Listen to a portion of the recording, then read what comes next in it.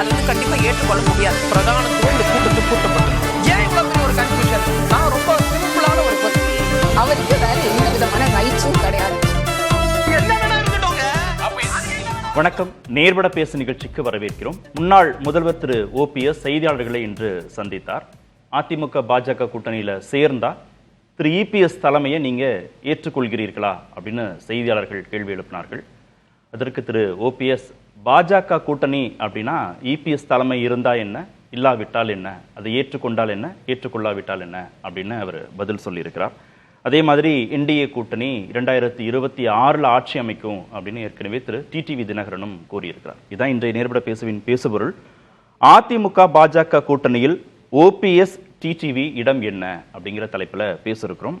மூத்த பத்திரிகையாளர் திரு ஷியாம் பங்கேற்றிருக்கிறார். முன்னாள் நாடாளுமன்ற உறுப்பினர் திரு கேசி பழனிசாமி இணைந்திருக்கிறார். மூத்த பத்திரிகையாளர் திரு துரைகருணா பங்கேற்றிருக்கிறார். வழக்கறிஞர் திரு அக்னீஸ்வரன் இணைந்திருக்கிறார். வணக்கம் விருந்தினர்கள் அனைவருக்கும். திரு ஷியாம், இன்று திரு ஓபிஎஸ் உடைய செய்தியாளர் சந்திப்பை நீங்களும் பார்த்திருப்பீர்கள். அவர் பயன்படுத்தின வார்த்தைகள், அவர் பேசின வார்த்தைகள் பயன்படுத்தினதெல்லாம் வச்சு பார்க்கிற போது பாஜக கிட்டத்தட்ட தங்களை கைவிட்டு விட்டதாக உணர்கிறாரா திரு ஓபிஎஸ்? வானிலையில் சட்டென்று மாற்றம் ஏற்பட்டு தரையிறங்க முடியாமல் சில விமானங்கள் தவிக்கும். அப்படியான ஒரு விமான தவிப்பு தான் எனக்கு திரு ஓபிஎஸ் அவர்களிடம் தென்பட்டது. அது ஒரு ஆலங்கட்டி மலையில மாட்டிக்கிட்ட ஒரு விமானம் மாதிரி. அதுக்காக விமானங்கள் தரையிறங்க முடியாம போகாது, வேற எங்கேயாவது போய் தரையிறங்கும். சென்னையில இறங்க வேண்டிய விமானம் பெங்களூர்ல போய் இறங்கும். இது நம்ம தொடர்ந்து பார்த்து வருகிற விஷயம் தான். கட்டுப்பாட்டு அறையுடனான தொடர்பு ஒண்ணு துண்டிக்கப்படலன்றதுல உறுதியா இருக்காரா? கட்டுப்பாட்டு அறை டெல்லியில இருக்கு, அது எல்லாருக்கும் தெரிஞ்ச விஷயம்தான். கட்டுப்பாட்டு அறையை கண்ட்ரோல் பண்றது திரு அமித்ஷா அவர்கள், அதுவும் எல்லாருக்கும் தெரிந்த விஷயம் தான். நாளைக்கு அமித்ஷா அவர்கள் கூப்பிட்டு அனைவரும் ஒன்றாக இணைய வேண்டும் என்று கட்டளையிட்டால் ஒன்றாக இணைவார்கள். இவ்வளவுதான் சீட்டுன்னு சொன்னா அவ்வளவுதான் சீட்டு. சென்னைக்கு வந்த அமித்ஷா தங்களை அழைக்காதது வருத்தம்னு வெளிப்படையா பேசுறாரு திரு ஓபிஎஸ்.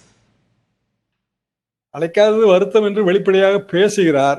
ஆனால் அதை பொறுத்தவரையில் அது அதிமுக பாரதிய ஜனதா கூட்டணி என்று மட்டும்தான் அந்த இடத்துல அஜெண்டா இருந்தது.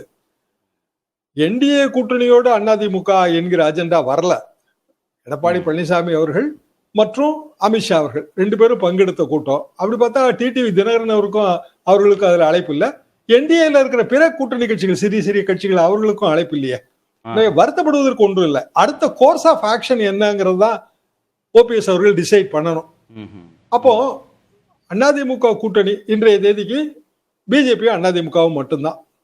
இந்த கூட்டணிக்கான ஸ்ட்ரென்த் 2024 தேர்தலை வச்சுதான் நம்ம அனலைஸ் பண்ண முடியும். அப்படி அனலைஸ் பண்ணும்போது குறைந்தபட்சம் 30%, அதிகபட்சமா 33-34% ஓட்டு வங்கி இருக்கு. அது சாதாரணமான ஓட்டு வங்கி அல்ல. காரணம், திமுக 45% பெற்றிருந்தாலும் எம்எல்ஏ தேர்தல் நடக்கும்போது ஆட்சிக்கு எதிரான மனநிலை மக்கள்கிட்ட இருக்கும். எம்பி தேர்தல் அது பெருசா பிரதிபலிக்காது. இப்ப அதுல ஒரு 5-7% குறையத்தான் செய்யும். இப்ப திமுக அணிக்கு இன்றைய தேதிக்கு ஒரு 38% வரைக்கும் தான் இருக்கும் என்பதுதான் எனது பார்வை. எத்தனையோ தேர்தல்களை பார்த்தாச்சு. அப்போ 38க்கும் 33க்கும் இடையில பெரிய வித்தியாசம் எல்லாம் கிடையாது. எப்படி வேணாலும் மாறும். காரணம், எம்எல்ஏ தேர்தல் candidate merit it plays a major role. அப்போ இந்த கூட்டணியோட பிற கட்சிகள் சேரும் என்றால், பாமகவோ தேமுதிகவோ சேர்ந்தா 2 பேருக்குமே ஈக்குவல் டஃப் ஃபைட் தாங்க, அதுல ஒன்றும் சந்தேகம் இல்லை. ஆனா ஓபிஎஸ்சியோ அல்லது அதிமுகவிலிருந்து பிரிந்திருக்கிற மற்றவர்களையோ சேர்ப்பதுல எடப்பாடி பழனிசாமிக்கு விசாலமான மனது தேவை. வெறுமனே கட்சி நமது கட்டுப்பாட்டில் இருக்கிறதுன்னு சொன்னால், இன்றைக்கு வைத்திலிங்கம் கூறின மாதிரி அதிமுக ஜெயிப்பது தோற்பது எங்கள் கையில் தான் இருக்கிறது என்கிற ரீதியில கிட்டத்தட்ட ஒரு சவாலா தான் அவர் அதை சொன்னார். காரணம், ஸ்பாயில் ஓட்ல ஒரு 1% 2% மாறினா கூட வெற்றி தோல்வி மாறிடும். திரு வைத்திலிங்கம் கிட்டத்தட்ட 40 தொகுதி. திரு வைத்திலிங்கம் சொன்னதை பாஜக இன்னமும் உறுதியாக நம்பி அந்த முக்கியத்துவத்தை திரு ஓபிஎஸ்க்கும் திரு டிடிவிக்கும் கொடுக்குமா? ஒருங்கிணைந்த அதிமுக தான் ஜெயிக்க முடியும், அதை நாங்க புரிய வைப்போம் அப்படிலாம் திரு வைத்திலிங்கம் அந்த செய்தியாளர் சந்திப்புல ஓபிஎஸ் பேசிட்டு இருக்கும் போதே குறுக்கிட்டு அவர் சொல்றாரு. இந்த ஒருங்கிணைந்த அதிமுகவுக்கான பலம் அப்படிங்கிறத ஓபிஎஸ் வச்சுதான் செய்ய முடியும்னு பாஜக இன்னமும் நம்புதா? நம்பிதான் ஆக வேண்டும். காரணம், நீங்க இந்தியா முழுவதும் இருக்கிற எத்தனையோ தேர்தல்களை திரு அமித்ஷா அவர்கள் ஹேண்டில் பண்ணியிருப்பாங்க. இன்னும் சொல்லப்போனா பாரதிய ஜனதாவில் அவர் தான் தேர்தல் விற்பனராகவும் வியூக நிபுணராகவும் அவர் தான் இருக்கிறாரு. அப்ப சிறிய சிறிய ஓட்டு வித்தியாசத்துல ரிசல்ட் மாறுறத அவர் பார்த்து தானே இருப்பாரு. இங்க வந்து எதுவாக இருந்தாலுங்க 5000 ஓட்டு கீழே வந்து கிட்டத்தட்ட 40-50 தொகுதியில ரிசல்ட் மாறுது. தொடர்ந்து அதை நம்ம பார்த்து வருகிறோம். அது ஜெயலலிதா காலத்திலே அப்படிதான், எம்ஜிஆர் காலத்துல கூட அப்படி இருந்தது. அப்படியான ஒரு சூழ்நிலையில் மிக இயல்பாக ஓட்டு சிதறல் ஏற்படக்கூடாது. ஏன்னா அதிமுகவிலிருந்து பிரிந்து இருக்கிற எல்லோருமே ஏதாவது ஒரு வகையில அதிமுகவோட பழைய தொடர்பு உள்ளவங்க தான். அப்போ இந்த பூர்வ ஜென்ம பந்தத்தை எல்லாம் விலக்கி வச்சுட்டு வெறுமனே தனியாவர்த்தனம் மட்டும்தான் வாசிப்பேன்னு எடப்பாடி பழனிசாமி அவர்கள் நினைக்க கூடாது. அமித்ஷா அவர்கள் கடைசி நேரத்தில் அப்படி நினைக்க விட மாட்டார் என்பதுதான் என் கருத்து. இந்த இடத்துல என்டிஏவுக்கு என்றால் பிஜேபிக்கு என்ன அளவுக்கு தொகுதிகள் ஒதுக்கப்படுகின்றனோ அதிலிருந்து ஓபிஎஸ் அவர்களுக்கும் டிடிவி அவர்களுக்கும் ஷேர் வருவதற்கான வாய்ப்பு இருப்பதாகத்தான் நான் இன்னமும் நம்புறேன். திரு ஓபிஎஸ் வந்து 2 விஷயத்த பலமா நம்புறாருன்னு இன்றைய செய்தியாளர் சந்திப்பிலேருந்து புரிஞ்சுக்க முடிஞ்சது. திரு வைத்திலிங்கம் பேசுனதோட சேர்த்து ஒன்று வந்து ஒருங்கிணைந்த அதிமுக, அதைத்தான் பாஜக விரும்பும், எப்படியும் கடைசி கட்டத்துக்குள்ளேயாவது எல்லோரையும் அகாமடேட் பண்ணிடுவாங்க அவங்க அப்படின்றத நம்புறார். இன்னொன்று ரெட்டலை வந்து இபிஎஸ் தரப்புக்கு கொடுக்கப்பட்டது தற்காலிகமானதே அப்படின்றதையும் அவர் இந்த செய்தியாளர் சந்திப்புலையும் வலியுறுத்துறார். ரெண்டுமே பாஜக கன்சிடர் பண்ணுமா? இந்த முறை 26ல் ஓபிஎஸ் வச்சு கன்சிடர் பண்ணுமா? இல்ல, ரெட்டையிலையை பொறுத்த வரைக்குங்க திரு எடப்பாடி பழனிசாமி அவர்களுக்கு தான் அது கிடைக்கும், வேற வழியே கிடையாது. ஏன்னா அதுக்கு பிறகு 2024 தேர்தலே ரெட்டையில ஒதுக்கப்பட்டிருக்குல்ல. இன்னும் சொல்ல போனால் இப்ப ராஜ்யசபா தேர்தல் வரப்போகுது. இப்படி பல தேர்தல்கள்ல நம்ம அதை பார்க்கலாம். தேர்தல் ஆணையம் அப்படியான முடிவு வந்து எடுக்கவே முடியாது என்பதுதான் என் கருத்து ஆரம்பத்தில் இருந்தே. சிம்பிள் ரீசன் என்ன அப்படின்னா, இயல்பாக இதற்கு முன்னால் இப்போது சமீபத்தில் ஒரு 2 வருடத்துக்குள் நடந்த எல்லா தேர்தல் ஆணைய தீர்ப்பாணைகள்லயும் அப்படிதான் இருக்குது. எனவே அது அல்ல விஷயம் நான் நினைக்கிறேன். அது வந்து உறுதியான நம்புறாரு ரெட்டையிலை என்பது எடப்பாடி நம்புறாரு, ஓபிஎஸ் நம்புறாரு. அது ஒரு டிஸ்பியூட் தான். அவர் என்ன சொல்றாருன்னா, அவரு ஈரோடு கிழக்கு 1.0 எலெக்ஷனை வச்சுதாங்க அதை சொல்றாரு. அப்போ சுப்ரீம் கோர்ட்ல வந்து கிட்டத்தட்ட ஒரு பஞ்சாயத்து மாதிரி நடந்தது. கேசிபி அவர்களுக்கும் நன்றாகவே தெரியும். நான் வந்து ரெகுலரா வந்து அதை லைவ்ல ஃபாலோ பண்ணி நானும் கேசிபி அதை பத்தி நிறைய டிஸ்கஸ் பண்ணியிருக்கிறோம். அதை தாண்டி அடுத்தடுத்த தேர்தல்கள் வந்து முடிஞ்சிருச்சு. எனவே பெரிய மாறுதல்கள் அதுல ஏற்படுவதற்கு வழி இல்லை. ஆனா ஒருங்கிணைந்த அதிமுக அது வந்து கண்டிப்பாக தேவை. என்ன காரணம்னா, சின்ன சின்ன ஓட்டு வித்தியாசம் வந்து வெற்றி தோல்வியை நிர்ணயிச்சிடும். திமுகவை வீழ்த்த வேண்டும் என்று வரும்போது நீங்க வந்து பிற கட்சிகள், உதாரணமாக விஜய், சீமான், இவங்களை சேர்ப்பதற்கு வழி இருக்கிற மாதிரி தெரியல. அப்போ இந்த இடத்துல உண்மையிலேயே நான் எதை பார்க்கிறேன்னா, திரு அண்ணாமலை அவர்கள் என்ன நிலைப்பாடு எடுக்க போறாருன்னா, ஏன்னா chemistry between Annamalai, EPS and TTV அது வந்து மிகப்பெரிய அளவுக்கு இருந்தது. இப்ப அண்ணாமலை வந்து கொஞ்சம் விலகிதான் இருக்கிறாரு மெயின் ஸ்ட்ரீம் பிஜேபி ஆக்டிவிட்டிஸ்ல. உதாரணமா நேற்றைக்கு நடந்த பகல்காம் மன்னிக்கணும் ஆபரேஷன் சிந்தூர் யாத்திரை, அதுல அண்ணாமலை கலந்து கொள்ளவே இல்லை. பகல்காம்காக நடந்த கூட்டத்துல அண்ணாமலை அதுல கலந்துக்காம அவர் வேற இடத்துல செய்தியாளர் சந்திப்பு நடத்திட்டு இருந்தாரு. அப்போ அண்ணாமலை என்ன நினைக்க போகிறார்? அவருக்கான ரோல் பிஜேபி நேஷனல் லெவல்ல கொடுக்க போதா இல்லையா? இல்லை என்றால் ஒரே ஒரு வாய்ப்பு தான் இருக்கு. அண்ணாமலை அவர்கள் ஏற்கனவே 96ல மூப்பனார் அவர்கள் என்ன முடிவு எடுத்தார்களோ அந்த முடிவை எடுக்க வேண்டிய கட்டாயம் வரும். காரணம், ஒரு மாநிலத்துல வந்து பெரிய அளவுக்கு புகழ் பெற்றுட்டு அரசியல் தலைமையாக இருந்துட்டு அரசியல் விட்டு ஒதுக்கியெல்லாம் இருக்க முடியாது. அந்த விமானம் தரையிறங்கத்தானே செய்யணும். எங்க தரையிறங்க போகுது? தனியாக தரையிறங்குச்சு அப்படின்னா அது வேற மாதிரியான அரசியல் கூட்டணிகளின் மறுசேர்க்கைக்கு வழிவகுக்கும். கடைசி நேரத்துல மூப்பனார் வெளியில வந்து தமாக பிறந்ததுனால திமுக கூட்டணியே மாறுச்சு. அதையெல்லாம் சேர்த்து நம்ம இதுல நினைவு கொள்ள வேண்டும். விமானம் விஜய் பக்கம் போற மாதிரி ஏதாவது தெரியுதா? போகலாம். காரணம் என்னவென்றால், இப்ப விஜயோட பாயிண்டே என்னங்க, கொள்கை எதிரிகள் பிஜேபியோடு திமுகவோடு கூட்டணி கிடையாது. ரைட்டு, பிஜேபியில இல்லாத ஒருவர் வந்தா கூட்டணி வச்சுக்குவாங்கல்ல. அப்போ இன்னைக்கு ஓபிஎஸ் என்ன சொல்றாரு? விஜய் வந்து மிக சரியான பாதையில போறாரு, அவரை நான் பாராட்டுகிறேன், கிட்டத்தட்ட பாராட்டுறாரு. அப்போ விஜய் ஆப்ஷனை வந்து ஓபிஎஸ் க்ளோஸ் பண்ணல. ஆனா எடப்பாடி அவர்களுக்கு அந்த ஆப்ஷன் க்ளோஸ் ஆயிடுச்சு. விஜயும் எடப்பாடி ஆப்ஷன்ல இல்ல, அது நன்றாகவே தெரிகிறது. அப்போ விஜய் ஏதாவது ஒரு வகையில ஒரு கூட்டணி அமைக்கணும்ல. சீமான் வந்து அதுக்கு சரியா இருப்பார்ல. அண்ணாமலைக்கு சீமானுக்குமான கெமிஸ்ட்ரி யோசிச்சு பாருங்க, எந்த அளவுக்கு கெமிஸ்ட்ரி இருந்தது இப்ப சமீப காலமாக வரைக்கும். எனவே இந்த இடத்துல அண்ணாமலை ஃபேக்டர் என்பது முக்கியங்கிறது என் பார்வை. ஓகே, திரு கேசி, ஒருங்கிணைந்த அதிமுகங்கிறத பேசணும். அதுல திரு நயினா நாகேந்திரன் வருகைக்கு முன், திரு நயினா நாகேந்திரன் வருகைக்கு பின் அப்படின்னு கூட பாஜகவை நம்ம அணுக முடியும். ஒருங்கிணைந்த அதிமுக அப்படின்னு மீண்டும் மீண்டும் சொல்லப்படுவதும், பல முறை இதே விவாதங்களில் பேசப்பட்டதும் முக்குளத்தூர் சமூக வாக்குகள். அதுதான் பேசப்பட்டது. திரு நயினா நாகேந்திரன் வருகைக்கு பிறகும் ஒருங்கிணைந்த அதிமுக அப்படிங்கிறதுல பாஜக பெரிய அளவு இன்ட்ரெஸ்ட் செலுத்துமா, இல்லை திரு நயினா நாகேந்திரனே அந்த சமூகத்து மக்களுடைய வாக்குகளை பெறுவதற்கு, இழுப்பதற்கு, ஈர்ப்பதற்கு போதுமானதாக இருக்கு, டிடிவி அகாமடேட் பண்ணா போதுமானதாக இருக்கும்னா ஓபிஎஸ்கான ஸ்பேஸ் அங்கே என்னன்னு ஒரு கேள்வி வருது. அது இன்னும் சேஃபாக தான் இருக்கா? நயினார் நாகேந்திரன் இன்னும் ஒரு அண்ணாமலை அளவுக்கு கூட ஒரு விசிபிள் லீடரா அவர் இன்னும் உருவெடுக்கல தமிழக அளவில்.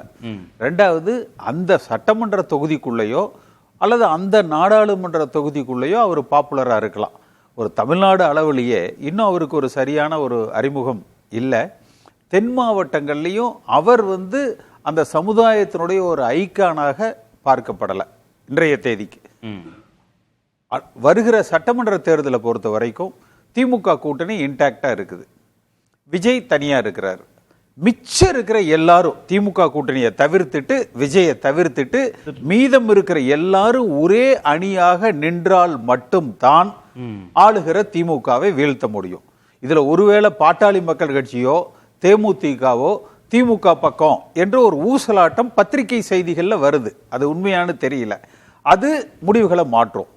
அல்லது எடப்பாடி பழனிசாமி அவரது பிடிவாதத்தால் இங்கிருந்து வேற வழி இல்லாம அரசியல்ல இருந்து ஒதுக்கப்படுறவங்க நிச்சயமா யாரும் துறவரம் போயிட மாட்டாங்க. அப்ப விஜயோட அவர்கள் கைகோர்க்க முயற்சி செய்வார்கள். அப்ப ஆளுகிற வாய்ப்பை அதிமுக இழக்க நேரிடும்.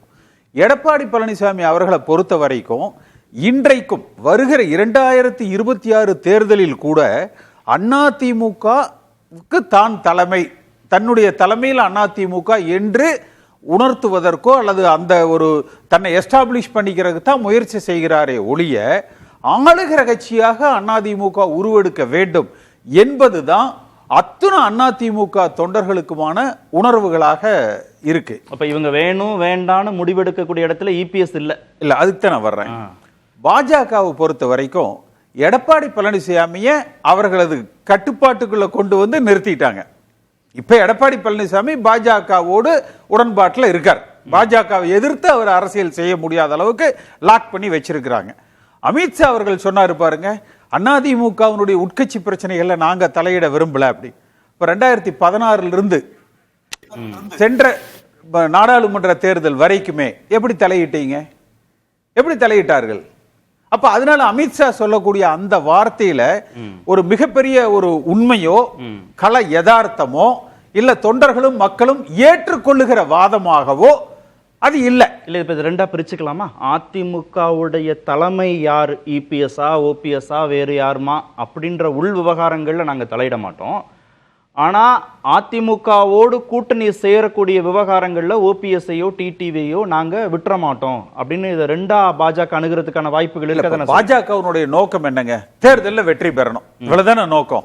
அப்ப தேர்தலில் வெற்றி பெறுவதற்கு என்ன தேவை என்பதை அவர்களும் உணர்ந்திருப்பாங்கல்ல. அப்ப அந்த தேவை என்று வருகிற பொழுது இந்த ஆண்டினுடைய இறுதியில அக்டோபர் நவம்பருக்கு மேல அந்த மேட்ரிக்ஸ் கொஞ்சம் மாறும். அடுத்து எடப்பாடி பழனிசாமி சமீப காலங்களில் பெரிய அளவில் அவர் பேசுறதே booth committee booth committee booth கமிட்டிங்கிறாரு. காட்டில் வெள்ளாமை இருந்தா அதை வீடு கொண்டு சேர்த்துறது தான் பூத் கமிட்டி. ஒரு தலைமைக்கு வாக்குகள் இருக்கு, அந்த வாக்குகளை பூத்துல கொண்டு சேர்த்துறது தான் பூத் கமிட்டியோட வேலை. வாக்குகளை அவர்கள் உருவாக்கி விட முடியாது. ஒரு தலைவரை பார்த்து யார் முதலமைச்சராக வர வேண்டும் என்பதை பார்த்து யார் ஆட்சிக்கு வரக்கூடாது என்று முடிவெடுத்து மக்கள் வாக்களிக்க தயாராக இருக்கிற பொழுது அந்தந்த பகுதிகளில் தயாராக இருக்கிற மக்களை அழைத்து அதை வாக்காக போலிங் பூத்துல கன்வெர்ட் பண்றது மட்டும்தான் பூத் கமிட்டி செய்யும். பூத் கமிட்டியினுடைய பிரயோஜனம் அதுக்கு மேல எதுவும் கிடையாது. 5% தானே இடைவெளின்னு திரு ஷாம் சொன்னாரு. திமுக கூட்டணிக்கு 38%, அதிமுக பாஜக கூட்டணிக்கு 33%, கிட்டத்தட்ட ஒரு 5% தான் இடைவெளி இருக்கு அப்படின்னு தானே சொல்றாங்க. இது 2021. இப்ப இது நிரந்தரமானது அல்ல.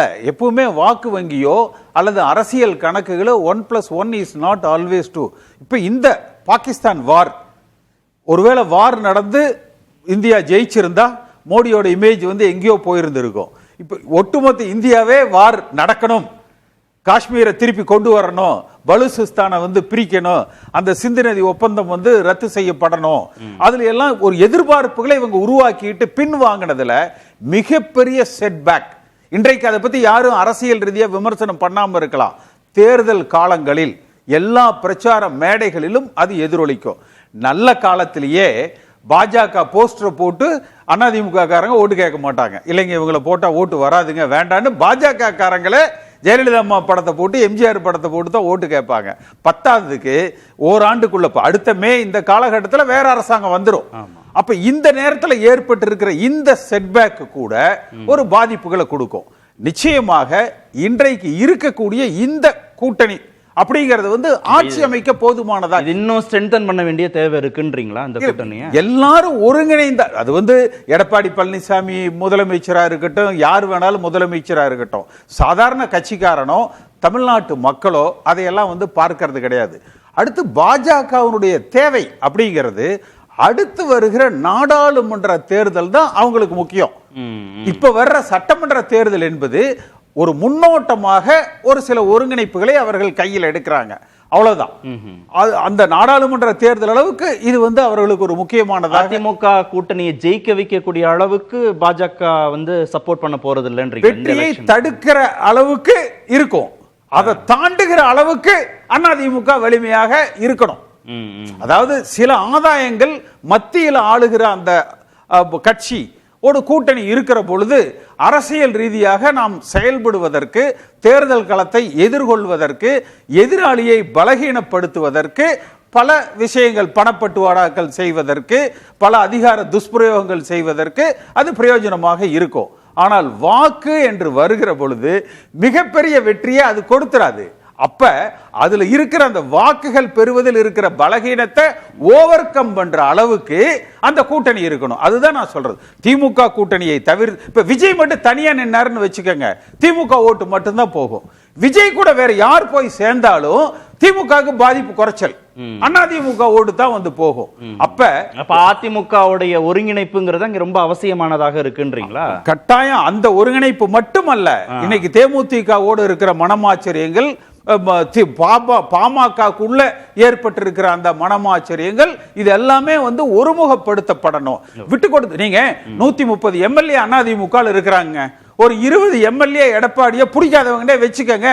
நீங்க தான், உங்களுக்கு தான் தெரியுமே, போன தடவையே 18 எம்எல்ஏவை தூக்கி வீசின ஆள் தானே. கட்சி விட்டு நீக்குங்க, டிஸ்குவாலிஃபை பண்ணுங்க, பண்ணிட்டு போங்க. ஒரு சாதாரண தொண்டனது நிலை என்ன? யார் முதலமைச்சராக வரணும்ங்கிறது இல்ல, ஆளுகிற கட்சி அதிமுகவாக இருக்கணும்.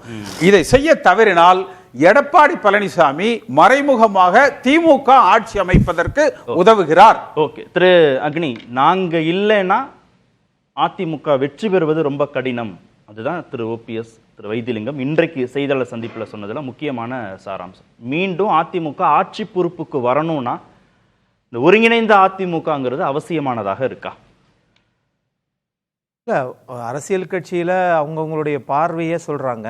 முன்னாடி ஆட்சி அதிகாரத்தில் இருந்தவங்க, அமைச்சராக இருந்தவங்க, முன்னாள் முதலமைச்சராக இருந்த திரு ஓபிஎஸ் அவர்களுடைய சொன்னது மாதிரி அண்ணன் சொன்னது போல் யாரும் அரசியலில் துறவரம் போயிட மாட்டாங்க. ஆனால் அரசியலில் நாம் நல்லறமாக இருக்கிறோமான்றதையும் அடிக்கடி கேள்வி கேட்டுக்கிறணும். ஒன்று. இன்னொன்று சொன்னாங்க, அதாவது மீண்டும் திரு எடப்பாடி பழனிசாமி அவர்கள் திமுகவையே வெற்றி பெற வைப்பதற்கு அவர் பண்ணிட்டு இருக்கிறாரு அப்படின்னு சொல்லி சொன்னாங்க. தமிழ்நாட்டு அரசியலை ரெண்டு விதமாக தான் பார்க்குறேன். இங்கு திமுக அதிமுக தான் அரசியலில் இருதுருவம் தான். 2026 அப்படித்தான், 24 நாடாளுமன்ற தேர்தலையும் அப்படித்தான். இதில் நான் எப்படி பார்க்குறேன் அப்படின்னா, திமுகவிற்குள் இருக்கக்கூடிய கூட்டணி கட்சிகள் திமுகவை ஆட்சி கொண்டு வரணும்னு நினைக்கிறாங்க.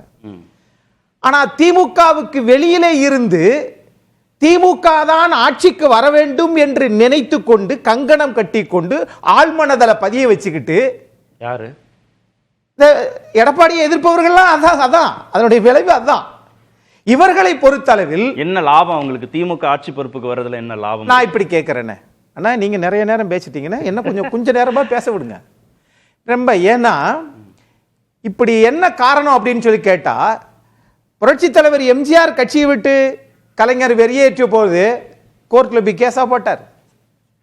SM துரைராஜ் திருவள்ளூர் மாவட்ட கழக செயலாளர் ஒரு சட்டமன்ற உறுப்பினர் வச்சு அப்புறம் 12 சட்டமன்ற உறுப்பினர் வந்தாங்க. நாடு முழுவதும் நடைபயணம் போனார்.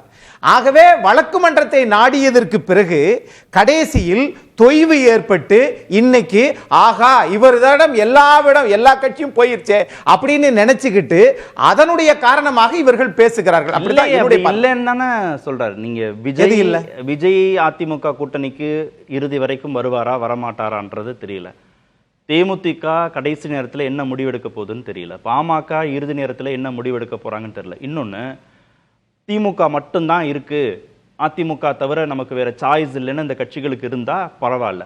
திரு விஜய்னு ஒரு சாய்ஸ் இருக்கிற போது மீண்டும் ஆட்சி பொறுப்புக்கு வரணும்னு நினைக்கிற இபிஎஸ்க்கு தானே சிந்தாம சிதறாம இந்த எல்லா வாக்குகளையும் ஒன்று சேர்க்க வேண்டிய கடமை இருக்கு, தேவை இருக்கு.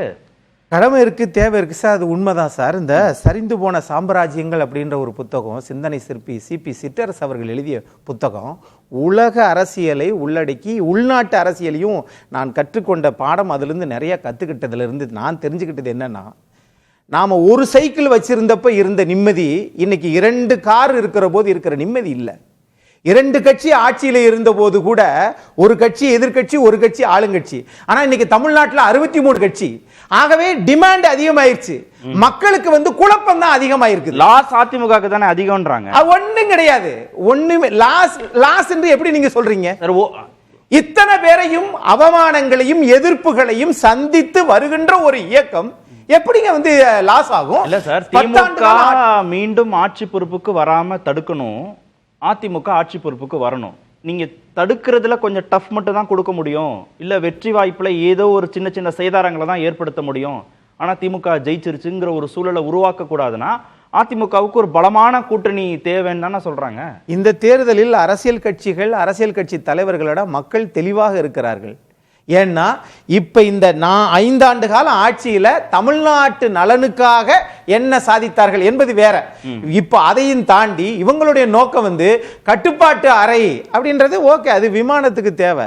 ஆனால் ஒரு அரசியல் கட்சிக்கு கட்டுப்பாட்டு அறைகள்லாம் தேவையில்லை. இந்த தேர்தல்ல இழப்பதற்கு ஓபிஎஸ்க்கு என்ன இருக்கு, இபிஎஸ்க்கு என்ன இருக்கு? இந்த தேர்தல் யாருக்கு ரொம்ப ரொம்ப அதிமுக்கியமான தேர்தலாக இந்த தேர்தல் யாரை முன்னிலைப்படுத்தி பார்க்கிறாங்க? ஓபிஎஸ் முன்னிலைப்படுத்தியா இல்ல இபிஎஸ் முன்னிலைப்படுத்தியா? நான் அதிமுக என்கிற நிறுவனம் தான் உயர்ந்தது அப்படின்னு பொறுப்பாளர் யாரு? அதுக்கு பொறுப்பாளர் திரு எடப்பாடி பழனிசாமி. அவருக்கு இந்த வெற்றி ரொம்ப முக்கியம் இல்ல? அதைத்தான் சொல்ல வரேன். அதுதான் திரு ஓபிஎஸ் அவர்கள் இப்படி சொல்றாங்க, அண்ணன் பாப்பாநாடு வைத்தியலிங்க அண்ணன் இப்படி சொல்றாங்க, திரு டிடிவி தினகரன் என்ன சொல்றாரு, அது கூட்டணி ஆட்சி அமைக்கும் அப்படின்னு சொல்றாரு, அது என்டிஏ கூட்டணி அப்படிங்கிறாரு. ஆனா இவங்கெல்லாம் சொல்றாங்க அதிமுக ஆட்சிக்கு வர வேண்டும் என்று நினைப்பவர்களா என்பது ஒருபுறம்.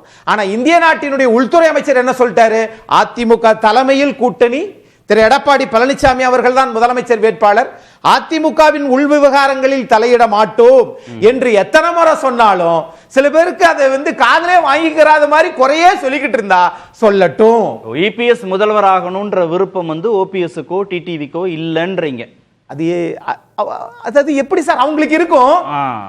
அதை எதிர்கொள்ளக்கூடிய ஆற்றல் அதிமுகவுக்கு உண்டுன்னு நான் பார்க்கிறேன் சார். இந்த தலைவர்களால அதிமுக இல்ல, புரட்சி தலைவர் எம்ஜிஆரால தான் இந்த இயக்கம். ஆகவே இவர்களுக்குள் இருக்கக்கூடிய அந்த நெருடல்களுக்காக நாட்டினுடைய வளர்ச்சியோ எதிர்கால சந்ததியினுடைய வாழ்வாதாரம் பாதிக்காமல் இருக்க வேண்டும் என்றால் அதிமுக ஆட்சிக்கு வர வேண்டும். ஜெயிக்கிறதுக்கு கூட அவங்க தேவையில்லை. முடியும், அதிமுகவால் முடியும். அவங்க இல்லாமலே ஜெயிக்க முடியும். அவங்க இல்லாமலே ஜெயிக்க முடியும். முடியும் என்பதுதான் என்னுடைய வாதம். ஏன்னா அதை திமுகவே அந்த நிலைப்பாடை எடுத்து அதிமுகவை ஜெயிக்க வைப்பாங்க. பார்த்துக்கிட்டே இருக்கு. சொல்லுங்க சாட்ட போறேன். அதாவது புரட்சி தலைவர் எம்ஜிஆர் காலத்துல திமுகவுக்கு அதிமுகவுக்கும் பார்த்தீங்கன்னா களத்துல அடிதடி நடக்கும். திருமணம் சுபகாரியங்கள் நல்ல கெட்ட காரியத்தை கூட போக மாட்டாங்க. ஜெயலலிதா அம்மா காலத்தில் மாறி மாறி கேஸ் போட்டுக்குவாங்க. இப்போ எடப்பாடி பழனிசாமி ஸ்டாலின் காலத்தில் தான் நீ கொள்ளையடிச்சுக்க நான் கண்டுக்க மாட்டேன், நீ அடித்ததுக்கு உன் மேலே நான் கேஸ் போட மாட்டேன். இப்போ பொள்ளாச்சிக்கு ஸ்டாலின் ஒரு அறிக்கை விட்டார், 90 நாளில் சாதிச்சுக்க 90 நாளில்னு சொல்லி 14 அமைச்சர்கள் மேல கவர்னர்கிட்ட கொடுத்தாருல, என்ன நடவடிக்கை? நான் கேட்டேன், திமுகலே ஒரு முக்கியமான ஆள்கிட்ட கேட்டேன், என்னங்க இது பண்ணல என்ன? ஆமாங்க நான் சிஎம் கிட்ட கேட்டேன், வேண்டாப்பா நம்மளும் அவங்க மேல போட வேண்டாம். முன்னாடி என்ன சார் சொன்னேன், திமுக கூட்டணி தவிர கூட்டணிக்கு வெளியில இருந்த ஆதரவாளர்கள் சொன்னானா இல்லையா? அவங்க வந்தா சொல்லிட்டு அதான் ஒத்துக்கிட்டாரா? திமுகவை எதிர்த்து தானே பேசுறாரு. அவங்க கிட்ட கேட்டேன், நான் பேசுறேன். அவங்க வந்தாலும் நாளைக்கு நம்ம மேல போடுவாங்க, அதனால அவங்க மேல நம்ம போட வேண்டாம். நம்ம மேல எவ்வளவு ஆதாரமானதுன்னு தெரியல. அவங்க ஆளுநர் அனுமதி கொடுக்கல வழக்கு தொடர்வதற்கு. பல்கலைக்கழகத்துக்கு மட்டும் நீங்க உச்சநீதிமன்றத்துல போய் வாங்கிட்டு வந்தீங்கல்ல, செந்தில் பாலாஜிக்கு உச்சநீதிமன்ற ஆளுநருக்கு டைரக்ஷன் இவருக்கு நம்ம ராஜேந்திர பாலாஜிக்கு ஏன் நீங்க ஒரு லிஸ்ட் போட்டு இவ்வளவு மந்திரிக மேல நாங்க ஊழல் இது கொடுத்திருக்கிறோம், ஆளுநர் அனுமதி தரல, கொடுக்க சொல்லுங்கன்னு சொல்லி கேட்டிருக்கலாம்ல. உள்ளுக்குள்ள அண்டர்ஸ்டாண்டிங் இருக்குதுங்க.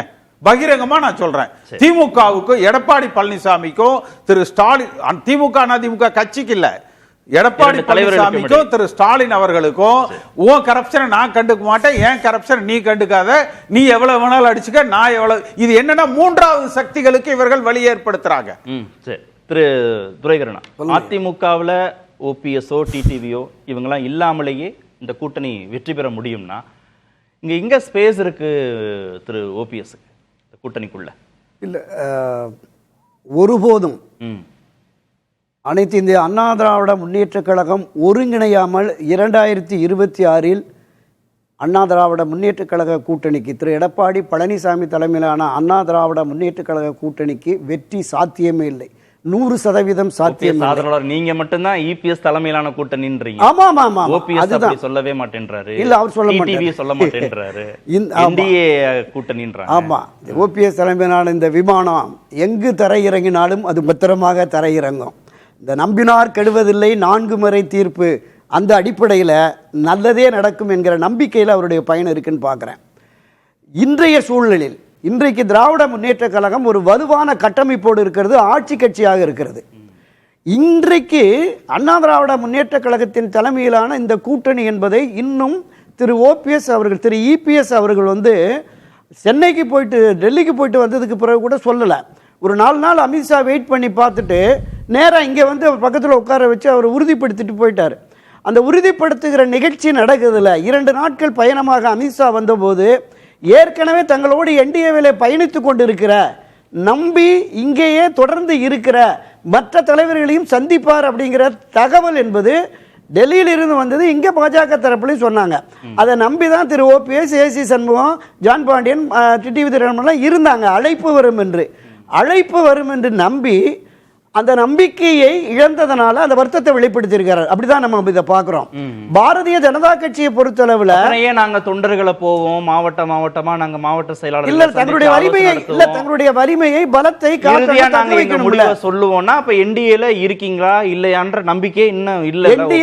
என்டிஏல தொடர்ந்து அவர் முதல் தர்ம யுத்தத்தை முடிவுக்கு கொண்டு வந்த பாரதிய ஜனதா கட்சியோடு இன்னும் விசுவாசத்தோடு நம்பிக்கையோடு இருக்கிறார் தான் இன்று வரைக்குமான தகவலாக நமக்கு இருக்கிறது. பாஜக தானே சொல்லணும், ஒரு முறை கூட அது அழுத்தம் திருத்தமா பதிவு பண்ணல, இல்ல ஒரு செய்கையால புரிய வைக்கலையா? அவங்க புரிய வைப்பாங்க, காலம் புரிய வைக்கும். நான் சொல்றேன், இன்றைக்கும் பாரதிய ஜனதா கட்சி 2021 அமமுகவுக்கு 42 தொகுதியில செல்வாக்கு இருக்குன்னு எனக்கு மத்திய உளவுத்துறை தகவல் இருக்கு. ஒரு 15 சீட்டு கொடுங்க, அமமுக கொடுத்து வெற்றி பெறுவோம், மீண்டும் அதிமுக ஆட்சிக்கு வரும்னு திரு அமித்ஷா சொன்னார்ல.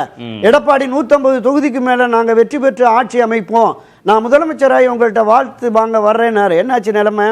அன்றைக்கு வெறும் அமமுகவுக்கு மட்டுமே 40 தொகுதிகளில் தென் மாவட்டங்களில் இருக்குன்னு சொன்ன அமித்ஷா அவர்களுக்கும் மத்திய பாஜகவுக்கும் தமிழக பாஜகவுக்கும் கூடுதலாக திரு ஓபிஎஸ் சசிகலா இருக்கிற பொழுது இன்னும் ஒரு 40 தொகுதிக்கு ஒரு செல்வாக்கு இவர்களுக்கு இருக்கிறது அப்படின்னு என்னை பொறுத்தளவில் கடந்த நடைபெற்று முடிந்த நாடாளுமன்ற தேர்தலில் 234 தொகுதியிலையும் பதிவான வாக்குகளில் பார்த்தா 100 தொகுதிக்கு மேலே கட்டுத்தொகை அதிமுக இழந்திருக்கு. 10-11 தொகுதியில் தான் வெற்றி பெற்றிருக்கு. 100 தொகுதிகளுக்கு மேலே 2ஆம் இடம் 3ஆம் இடம் போயிருக்கு. அது நாடாளுமன்றம். சட்டமன்றத்துக்கு வர்றபோது நாங்கள் வெற்றி பெறுவோம்.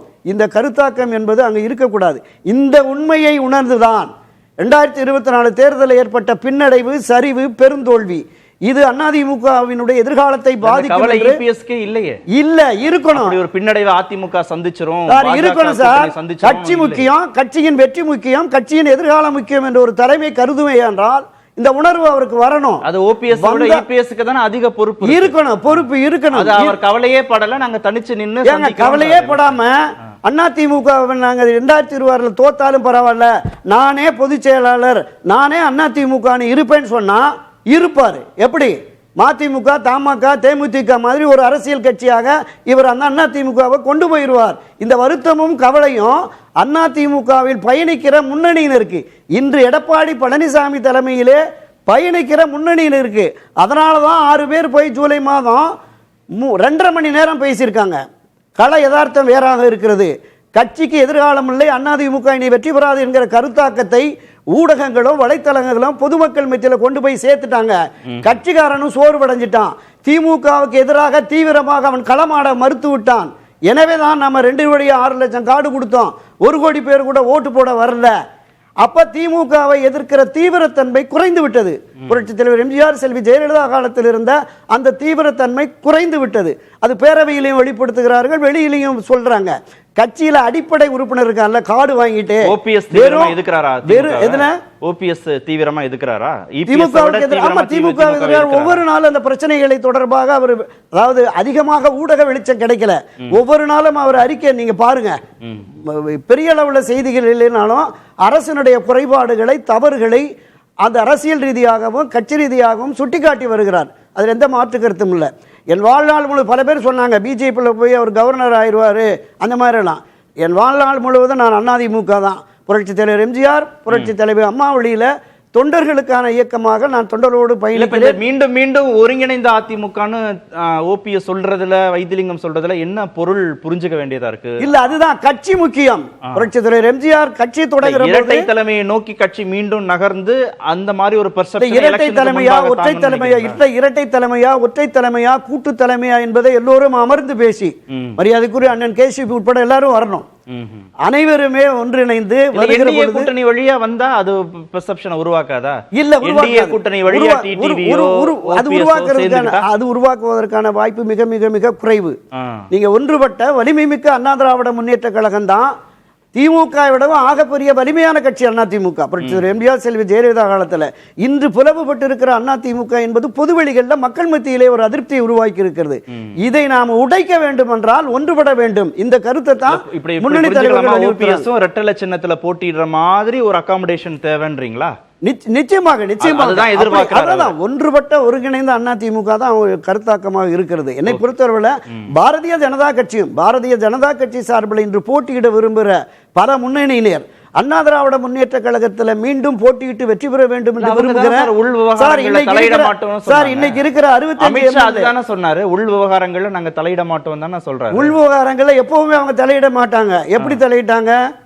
தொடக்கத்தில் அண்ணன் சொன்ன மாதிரி அந்த செல்வி ஜெயலலிதாவுடைய மரணத்திற்கு பிறகு அந்த முதலமைச்சர் பொறுப்பை யார் ஏற்பது என்கிற அந்த முடிவை எடுத்ததில் இருந்து இவர் முதல் தர்ம யுத்தத்தை தொடங்கிய போது அதை முடிவுக்கு கொண்டு கட்சியை இணைத்தது. அன்றைக்கு 18 எம்எல்ஏ டிடிவி தினகரன் ஆதரவாளர் வெளியேற்றியாச்சு. இந்த 11-12 எம்எல்ஏ ஓபிஎஸ் தலைமையிலான எம்எல்ஏக்கு இல்லைன்னா அந்த ஆட்சி இல்லை. 4.5 வருஷம் சிஎம் திரு எடப்பாடி பழனிசாமி இருந்திருக்க முடியாது. அதே முக்கியத்துவத்தை பாஜக இப்போதும் திரு ஓபிஎஸ் என்ன சொல்றேன், இன்னைக்கு அதிகபட்சமாக நயினார் நாகேந்திரனோட நான் கூட்டணி பேச்சுவார்த்தை நடத்துறேன்றாரு திரு ஓபிஎஸ். ஆமா, இன்னைக்கு மாநில தலைமை கூட்டணி பேச்சுவார்த்தை இல்ல மாநில தலைமை என்று வருகிற பொழுது இங்க பேசி ஒரு முடிவெடுத்து தான் டெல்லியில பேசுவாங்க. தேசிய தலைமை தானே சார் ரொம்ப முக்கியம். நிச்சயமாக தேசிய தலைமை முக்கியம். ஆனால் ஒரு மாநில பொறுப்புக்கு வந்ததற்கு பிறகு திரு அண்ணாமலை தானே அந்த காலகட்டங்களில் பேசிட்டு இருந்தாரு. அப்ப இந்த முடிவு என்பது டெல்லிக்கு போகும். டெல்லியில சந்திக்க வேண்டியவர்களும் நிச்சயம் சந்திப்பாங்க, அதுல எந்த மாற்று கருத்தும் இல்லை. ஆனால் ஒன்றுபட்ட வலிமை மிக்க அதிமுக தான் 2026 தேர்தலில் திராவிட முன்னேற்ற கழக அணியை தோற்கடிக்க முடியும் என்கிற கள யதார்த்தத்தை திரு எடப்பாடி பழனிசாமி உணர்ந்து நிச்சயம் நிலைப்பாட்டுக்கு வருவார். அவர் சொன்னார்ல, பாஜகவோடு இந்த தேர்தலில் எந்த தேர்தல் இல்லை, எப்போதும் ஒற்றுமில்லை, உறவும் இல்லை, இனி சேரவே மாட்டோம் என்கிற உறுதிப்பாட்டோடு இருந்தார்ல, அந்த உறுதியை தளர்த்தி சேர்ந்துட்டார்ல. அப்ப ஓபிஎஸ் உட்பட யாரையும் சேர்க்க மாட்டோம்.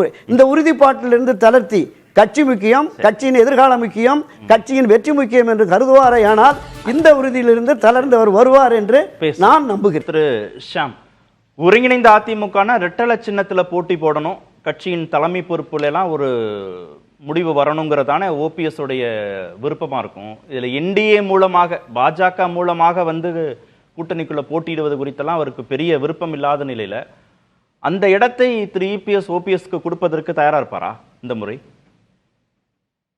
ரொம்ப சந்தேகம்தான். தமிழ்நாடு பாலிடிக்ஸ்ல எல்லா பாலிடிக்ஸும் வார் ஆஃப் நேரட்டிவ்ஸ் தாங்க. Algorithm driven mass scale manipulation, அதுதான் இன்னைக்கு வாக்கு அரசியல். அப்ப மாஸ் ஸ்கேல் மேனிபுலேஷன் பண்ணும்போது கட்சி தன் பிடியில் இருக்க வேண்டும். இந்த தேர்தல் இல்ல, அடுத்த தேர்தல் 2029 அது எம்பி தேர்தல், அந்த தேர்தல் நமக்கு செல்வாக்கு இருந்தா போதும் அப்படின்னு கூட நினைக்கலாம்.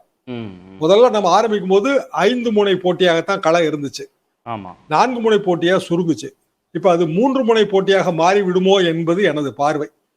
சிம்பிள் ரீசன் என்ன அப்படின்னா, எடப்பாடி பழனிசாமி அவர்கள் மீது ஓபிஎஸ் டிடிவி இந்த 2 பேருக்கும் இருக்கிற அதே போட்டி பொறாமை மனப்பான்மையோடு இருப்பவர் அண்ணாமலை. அதையே மறக்கிறோம் நம்ம. இபிஎஸ் முதலமைச்சர் ஆகக்கூடாது அப்படின்னு தமிழ்நாட்டுல திமுகவை தவிர மற்றவங்க யாரெல்லாம் விரும்புறாங்க? யோசிச்சு பாருங்க. ஏசிபி விரும்புறாரு, திமுக விரும்புங்க, அதுல எனக்கு சந்தேகம் இல்லை. ஆனா எடப்பாடி பழனிசாமி முதலமைச்சர் ஆகக்கூடாதுன்னு விரும்புறவர்கள் பட்டியல்ல ஓபிஎஸ் இருப்பாரு, டிடிவி இருப்பாரு, அண்ணாமலையும் இருப்பாரு. அண்ணாமலை என்பவர் ஏதாவது ஒரு வகையில ஒரு மகத்தான முடிவை எடுக்கலாம்.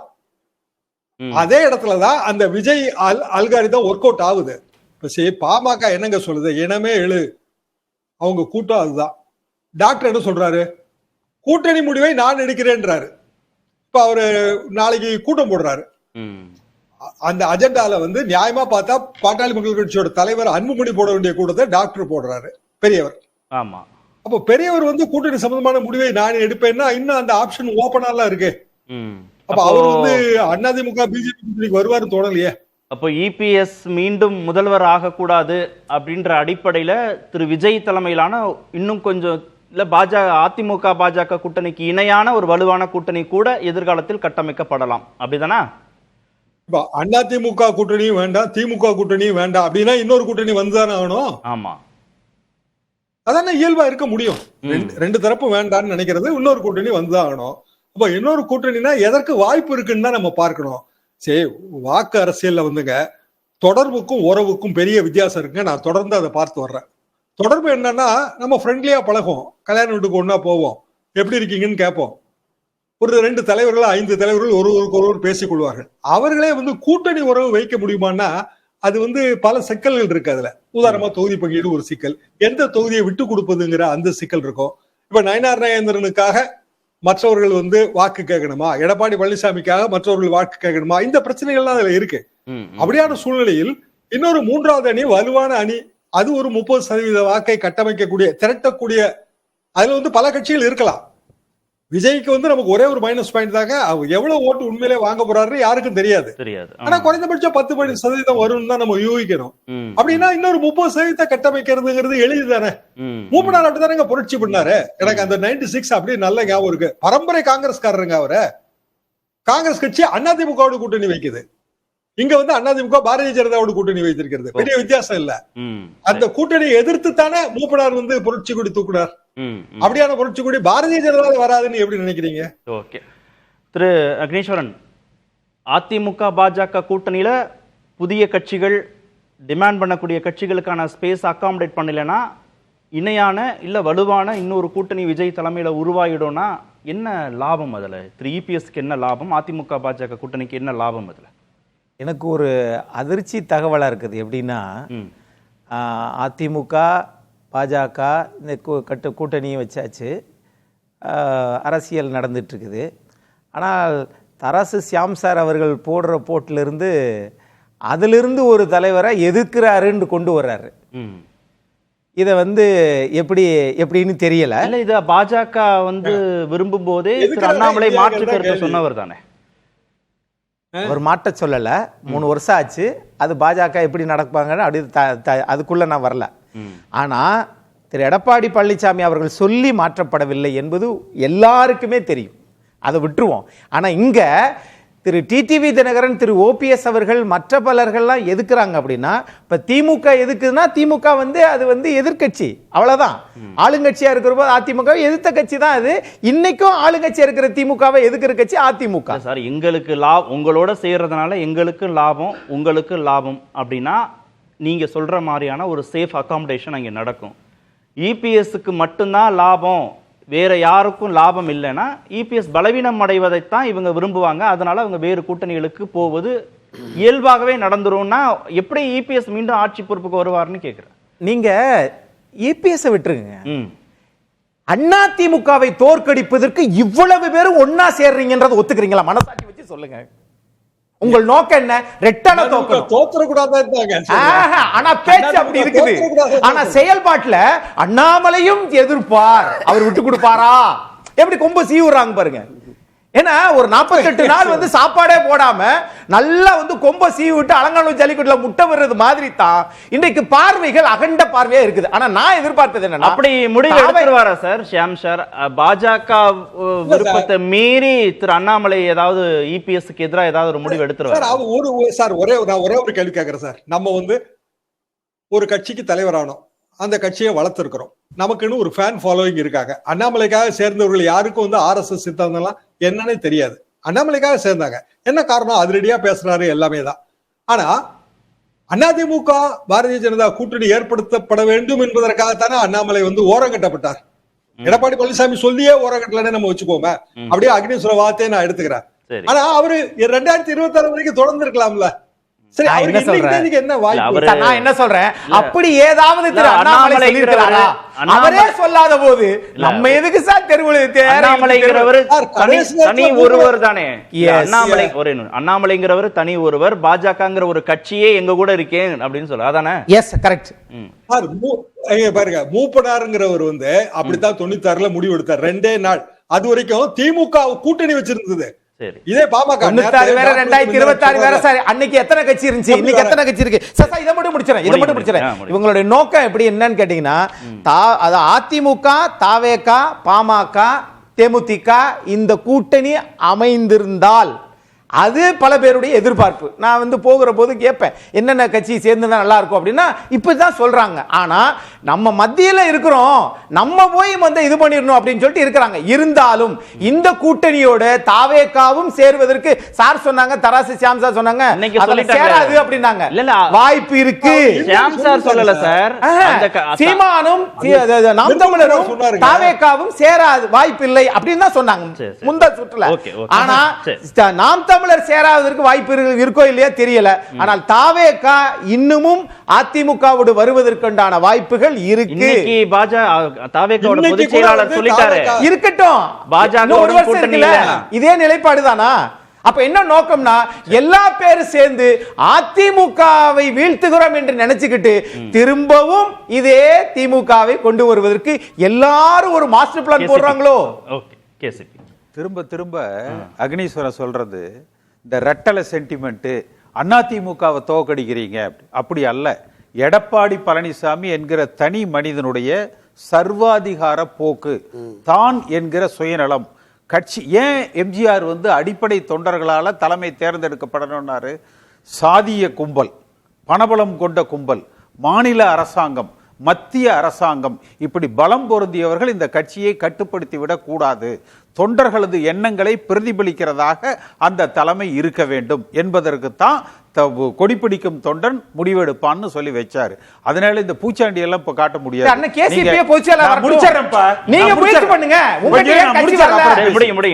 அதாவது இந்த பூச்சாண்டி எல்லாம் இல்ல எடப்பாடி பழனிசாமி எதிர்த்தா நீங்க எம்ஜிஆர் எதிர்க்கிறதுனா, நாங்கெல்லாம் எம்ஜிஆர் கூட வளர்ந்தவங்க, எம்ஜிஆரால் வளர்க்கப்பட்டவங்க, எம்ஜிஆர் சினிமால கூட பார்க்காத ஆளு இந்த கதையெல்லாம் வந்து விட முடியாது. ஒன்று. அடுத்தது, அண்ணாமலையோ ஓபிஎஸ்ஓ யாரா வேணாலும் இருக்கலாம், அவர்கள் தலைமைக்கு கட்டுப்பட்டு இருக்கலாம். ஆனால் வாக்களிக்கிற பொதுமக்கள் இருக்கிறாங்கல்ல, அவர்களுக்காக இருக்கிற அந்த கட்சி அனுதாபிகள் இருக்கிறாங்கல்ல, அவர்கள் மனமு வந்து பணி செய்ய மாட்டார்கள். எந்த கட்சிக்கு வேணாலும் அவங்க ஓட்டு போடுவாங்க. அதனால வந்து இல்ல அண்ணாமலை வந்து பிஜேபி எதிர்த்து போயிருவாரா, பிஜேபி கட்டுப்படுத்திடுற, நீங்க அண்ணாமலை கட்டுப்படுத்திக்கலாம். இதெல்லாம் சொல்லணுங்கிற அவசியமே கிடையாது. ரெண்டாவது, சென்னை, செங்கல்பட்டு, திருவள்ளூர், காஞ்சிபுரம், டெல்டா இந்த மண்டலம் எடுத்தீங்கன்னா சென்ற தேர்தல் டேட்டா எடுத்து பாருங்க. 120 தொகுதியில 15 தொகுதி தான் அதிமுக வந்து ஜெயிச்சிருக்கு. தென் மாவட்டங்கள் இல்ல. அப்ப வெறும் கொங்கு மண்டலம், திரும்ப எதிர்க்கட்சி கூட வர முடியாது. ஒருங்கிணைந்த அதிமுகங்கிறதுல கடந்த முறை அமித்ஷா வலியுறுத்தினார், இபிஎஸ் கேட்கலனா இந்த முறையும் திரு அமித்ஷா வலியுறுத்தி திரு இபிஎஸ் கேட்கலன்னா என்ன முடிவை திரு ஓபிஎஸ் எடுக்கிறதுக்கான வாய்ப்பு இருக்கு? திரு விஜய்ங்கிற இன்னொரு ஆப்ஷன் தவிர வேற ஏதாவது அவருக்கு ஆப்ஷன் இருக்கா? இல்லை, நல்ல முடிவை எடுப்பார் என்று நம்புவோம். திரு அமித்ஷா அவர்கள் எடப்பாடி முதலமைச்சராக இருக்கிற அந்த காலகட்டத்தில் அவர் தனக்கு பெரும் பலம் இருக்கிறது என்று நம்பி அவர் சொன்ன அந்த வார்த்தையை அமித்ஷா ஏற்றுக்கிட்டாங்க. அமித்ஷாவுக்கு எதிராக அப்படி வலிமையாக பேசக்கூடிய நிலையில் மரியாதைக்குரிய எடப்பாடி பழனிசாமி இப்போது இல்லை. அதற்கு 2 உதாரணங்கள். அதுதான் டெல்லி போனது, இங்கே வந்து ஹோட்டலில் அவர் உட்காந்துருந்த அந்த பாணி, இதையெல்லாம் நம்ம பார்த்தாலே எதிர்க்கிறதுக்கான தன்மை இல்லை. ஒரே ஒரு விஷயந்தான், அவர் மறைந்து கிட்டத்தட்ட புரட்சித் தலைவர் எம்ஜிஆர் மறைந்து 38 ஆண்டுகளுக்கு பிறகும் எல்லா தரப்பு மக்களும் போற்றக்கூடிய ஒரு மகத்தான மகானாக புரட்சித் தலைவர் எம்ஜிஆர் இருக்கிறார். இந்த கட்சியை திராவிட முன்னேற்ற கழகத்தில் 52லேருந்து 72 20 ஆண்டுகள், ஒரு 15 ஆண்டுகள் அண்ணா திராவிட முன்னேற்ற கழகத்தினுடைய தலைவராக இருந்தவர். மிகப்பெரிய ஆளுமை, மக்கள் செல்வாக்கு மிக்க அந்த தலைவர். அவரே தனக்கு எதிரான நிலைப்பாடு இருந்த அனைவரையும் அரவணைத்து கொண்டு போனார். திராவிட முன்னேற்ற கழகத்திலிருந்து வெளியேற்றிய பொழுது மிக கடுமையாக விமர்சித்த நாவலர் நெடுஞ்செழியன், பாவு சண்முகம், ராசாராம், மாதவன் போன்றவர்கள் எல்லாம். ஆனால் சார், எல்லாரும் எம்ஜிஆர் முதல்வராக்குவோன்னு வந்து சேர்ந்தாங்க, ஜெயலலிதாவை முதல்வராக்குவோன்னு வந்து சேர்ந்தாங்க. அவங்களும் நீங்க யாராவது இபிஎஸ் முதல்வராக்குவோன்னு அவர் நான் சொல்றேன், இந்த ஒப்பீடு என்பது அவர்களே புரட்சித் தலைவர் எம்ஜிஆர் அவர்களே தனக்கு எதிரான நிலைப்பாடு கொண்டிருந்த அரவணைத்து கட்சி முக்கியம், கட்சியினுடைய வெற்றி முக்கியம் என்று செயல்பட்டார். எம்ஜிஆர் தலைமையை தானே ஏத்துக்கிட்டாங்க. ஆமா, அதற்கு பிறகு தலைமையை தானே ஏத்துக்கிட்டாங்க. இல்ல ஒரு தலைமை என்பது தலைமை பண்பு இருக்கணும்ல. நான் சொல்றேன், ஒருங்கிணைப்பாளர் ஒருத்தர் போய் நிக்கிறாருங்க பொதுக்குழுவுல, பாட்டில் அடிச்சுட்டு கண்ணா பண்ணான்னு திட்டான், இணை ஒருங்கிணைப்பாளர் எந்திரிச்சு அவங்களை கட்டுப்படுத்த வேண்டாமா? என்ன பண்பு? 3 பேர் போறாங்க, கேசிபி, ஜேசிடி, புகழேந்தி, ஒருங்கிணைப்பு குழு எங்களுக்கு அப்பாயின்மெண்ட் கொடுங்கன்னு. ரோட்டில் போகிறவன் வரவெல்லாம் வருவான், அவனை சந்திப்புனாங்கிற என்ன தலைமை பண்பு இருக்கு அவருக்கு? எனவே தான் சொல்லுகிறேன், புரட்சி தலைவர் அடுத்து வாங்க, செல்வி ஜெயலலிதா அவர்களுடைய காலத்தில் 4 அணி போட்டி அதிமுக, எம்ஜிஆர் அதிமுக, புரட்சி தலைவர் அதிமுக, பலரும் எதிர்த்து களமாடினார்கள். முன்னணியினர் எல்லாரையும் ஒருங்கிணைச்சாதான் வெற்றி சாத்தியம் என்பதால் ஒருங்கிணைக்கிறார். புரட்சி தலைவர் எம்ஜிஆர், செல்வி ஜெயலலிதா அவர்களுக்கு இணையான ஆளுமையோ மக்கள் செல்வாக்கோ நம்முடைய மரியாதைக்குரிய திரு எடப்பாடி பழனிசாமிக்கு இருக்கிறதா? இல்லை. ஏன் இந்த பிடிவாதம்? இல்ல 100% இல்லை. ஏன் இந்த பிடிவாதம்? கட்சி முக்கியம், கட்சியினுடைய வெற்றி முக்கியம். தான் என்கிற சுயநலத்தை மறந்து ஒன்றுபட்டால் மட்டுமே அதிமுக எதிர்காலம் இருக்கிறது என்பதை உணர்த்துவார்கள் என்றுதான் நான் நம்புகிறேன். எடப்பாடிக்கு இடமும் வளவுமாக இருக்கிற முன்னாள் அமைச்சர்களை இந்த மே மாசத்துல எங்கிட்ட பேசினாங்க. தான் மட்டுமே போதும் என்று நினைக்கிறார் திரு எடப்பாடி பழனிசாமி. அது போதாது, எல்லோரும் வேண்டும், இன்னும் காலம் இருக்கு, அவர் உணர்வார் என்றுதான் நினைக்கிறாங்க. அதிமுக தலைவர் என்பவர் உலக மக்களுக்கு ஒரு ஸ்டேட்ஸ்மேன்ஷிப்போட இருக்கணும், உலகத்தில் இருக்கிற தமிழ் மக்களுக்கு. இவர் இன்னும் வந்து எடப்பாடி தொகுதிக்குள்ளேயே நிற்கிறார். அந்த ஸ்டேட்ஸ்மேன்ஷிப், ஒரு சிஎம் கேண்டிடேட்டுக்கு உண்டான அந்த ஸ்டேட்ஸ்மேன்ஷிப் இல்ல. சரி, ஒருங்கிணைந்த அதிமுகவினுடைய தலைவர் தான் எடப்பாடி. சரி, நன்றி. நிகழ்ச்சியில் பங்கேற்ற அனைத்து நேர்பட பேச நிறைவு. அது கண்டிப்பா ஏற்றுக்கொள்ள முடியாது. பிரதான கூட்டப்பட்டது. ஏன் இவ்வளவு ஒரு கன்ஃபியூஷன்?